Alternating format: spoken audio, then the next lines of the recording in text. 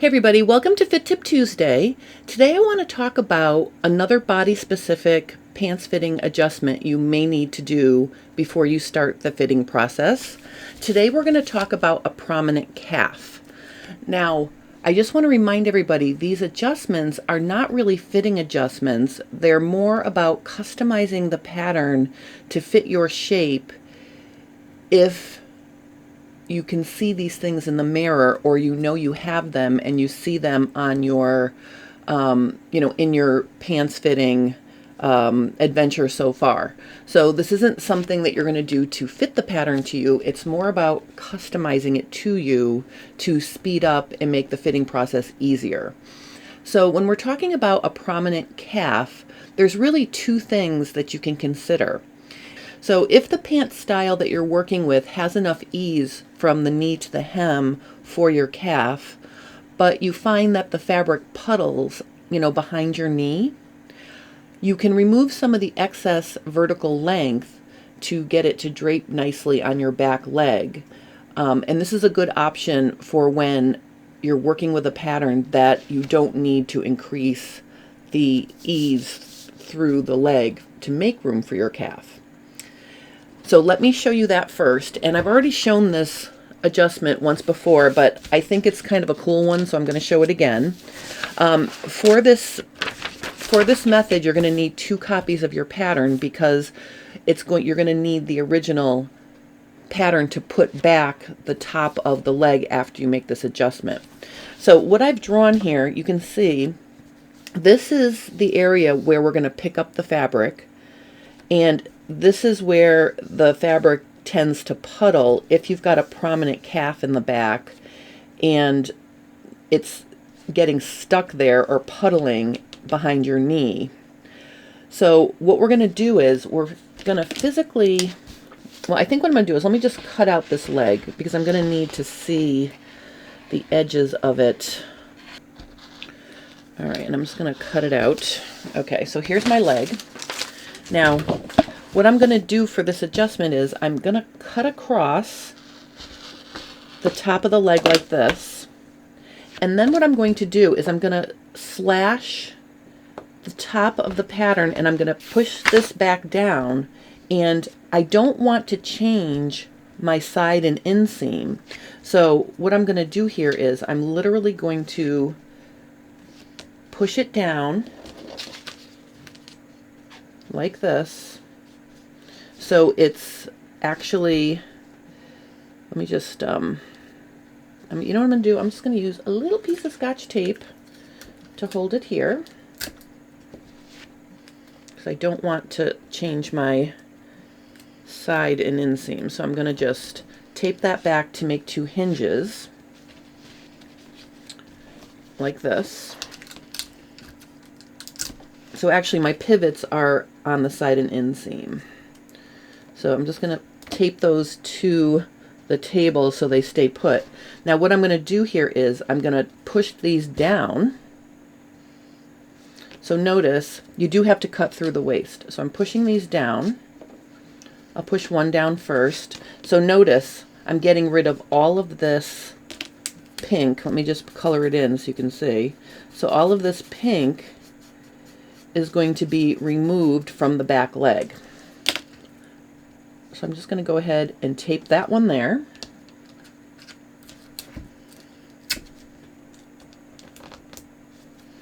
And then I'm going to tape this one like this. And you can see what's happened now is I have kind of screwed up my top of my leg, right? So here's where I got rid of the fabric, or the extra vertical length, because it's overlapping there, right? And that's going to pick the fabric up so it doesn't puddle behind your knee. Now, obviously, you don't have to have a prominent calf to do this adjustment. So this is an adjustment you can also use for fitting later on if you've already fit your pattern and you have excess fabric under your behind. Notice this gets rid of vertical length without touching the crotch. right? So if the crotch is good, but you just have extra fabric on the back of your leg under your butt, you can do this as a fitting adjustment later as well.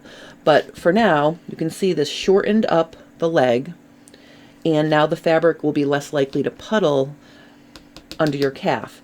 Now, what do we do about this issue right here? So I'm going to take this and I'm going to tape it on to, I'm going to tape it underneath my pattern like this. Okay. And then what I'm going to do is I'm going to take my, let me just tape it on here. Okay. So put some tracing paper under your pattern. And then what you're going to do is you're going to line up the pattern that you just adjusted with the original pattern that you haven't adjusted. And what you can see here is you can see the pattern underneath. So what I'm going to do is I'm actually going to physically put back everything except what we adjusted. So basically now I am going to retrace my center back all the way to the top like this. And then when I'm going to come over here and I'm going to retrace the side seam. Oops, and I'm running out of, isn't that always the way? I had plenty of real estate on this scrap and I didn't make it enough. I have to fill this in right here, sorry. Let me just put a piece of tape there. Okay. So I'm going to retrace up to the side seam here, and then as I come across, I want to keep this lower edge, so I'm physically going to keep the dip at the top like this, and that's going to be the shape of my pattern. Now notice, where does this realize, or where do you notice this adjustment? You notice it up at the top, because if you see here, I'm just gonna bleed it through with this Sharpie marker so you can see what we're getting rid of here. Okay, so see right here, that's what we cut off or got rid of on the final pattern after adjusting this. So this is how you can get rid of the vertical length underneath your behind to pick the fabric up if it's getting caught at the top of your prominent calf. So that's one thing to do. And remember, this is just for pant styles that have enough ease down here where your calf is. Let's now say you're working with a slim fitting pant and you have a prominent calf and you know you're going to need more room. How do you tell if you need more room? You're going to measure where your calf lives in this pattern down here, and then you're going to measure your calf and you're going to compare. And if you don't have at least a couple inches of ease here, it may work out that it gets stuck on your calf. So let me show you now how to add more room. So in this situation, we're going to slash and spread the pattern, and I'm going to use the center grain line like this. And we want it to, okay, so we want to identify, I'm just going to make a little line here to show you. That's approximately behind the knee, above the calf. That's going to be our go-to with our diagonal slash lines that I'm going to draw right now.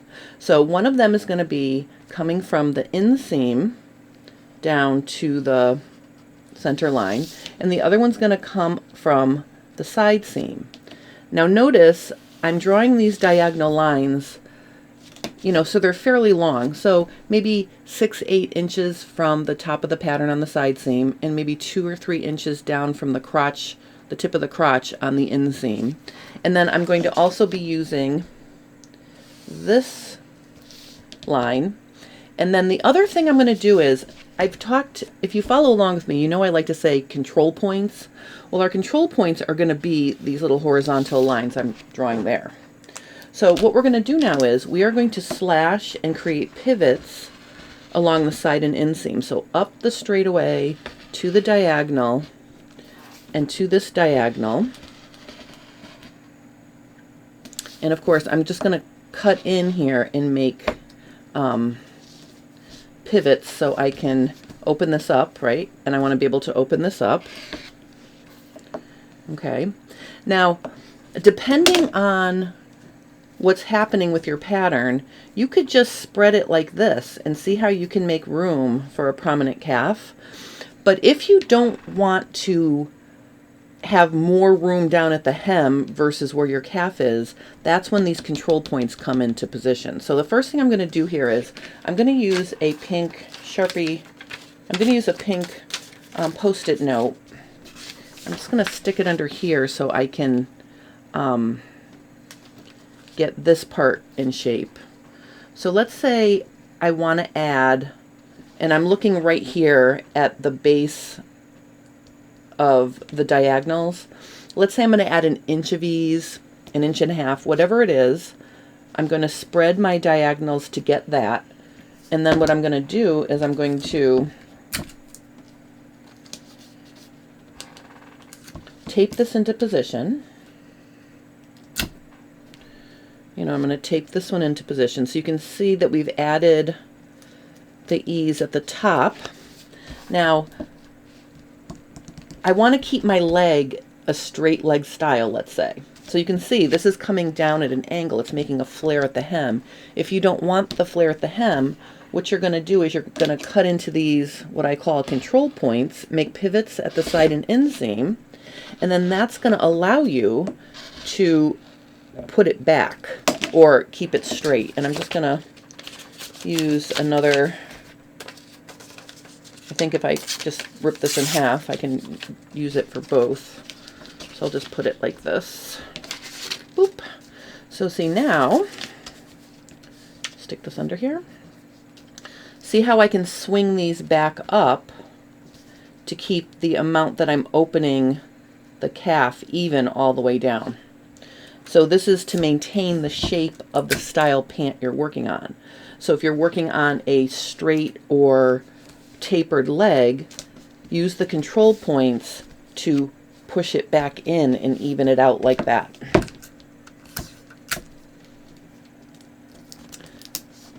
All right, so now you can see that we have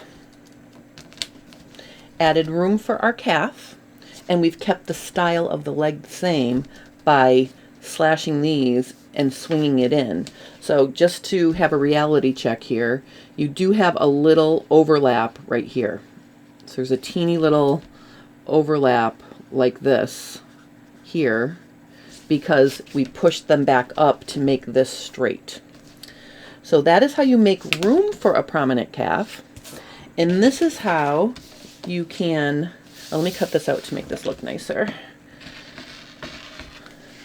I'm all about neat and tidy.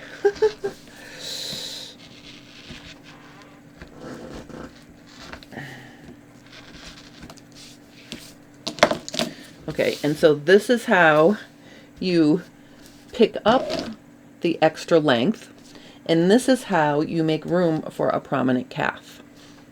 So if you need the room, do it this way, and if you just need to pick up a little vertical length, do it this way. So those are the two things that you can consider doing if you have a prominent calf.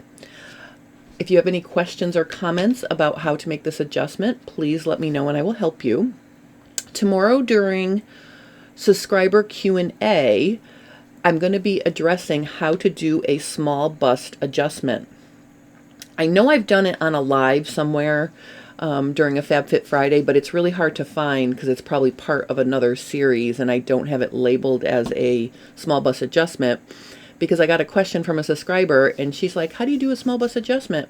And I went on in my content and I looked for a link to send her because I thought surely by now I've shown how to do a small bust adjustment, and I can't find one on my channel. So it's either there and it's very hidden based on the fact that I called it something that doesn't make sense, or I never did a small bust adjustment tutorial. So Wednesday, it's going to be for the small busted ladies. I'm going to show you how to do a small bust adjustment both on a darted top and also on a wrap front, because I did a full bust adjustment for a wrap front and I also did full bust adjustments for bust darts. So I'm going to show you how to do small bust adjustment on those two patterns tomorrow during subscriber Q&A. So I hope I see you there. I'll be live at 1 o'clock Eastern Standard Time.